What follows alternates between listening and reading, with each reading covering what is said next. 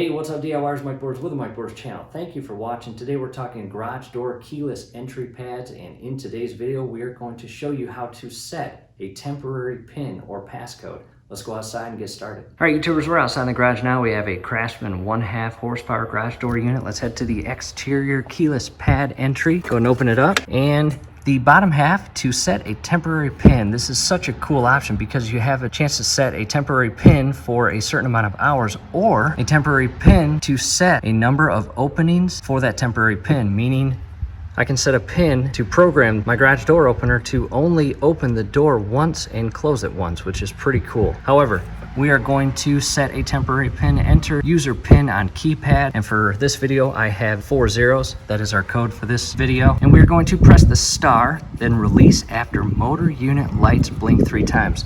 We're looking for that to blink 3 times. At that point, enter new 4-digit temporary pin, press and release enter. Motor unit lights will blink 4 times. So 3 times and then 4 times after these steps. And the final stage is enter number of hours for temporary pin or to last, and press star, or you've got that option down here for openings. So let's do it. Enter user pin onto keypad.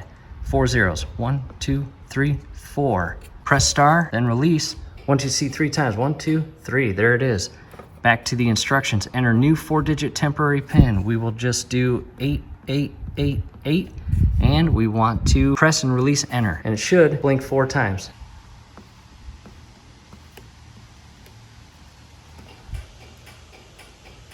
There's the 4 blinks, and the next thing we are going to enter the temporary time frame. In our case, we're just going to use the example 2 hours and press the star. And referring back to the instructions, after you enter in the time frame, and again in our example 2, and press the star, you will hear no blinks nor see any flashes. Let's go ahead and test it. Again, 4 8s. 1, 2, 3, 4, 8, and enter.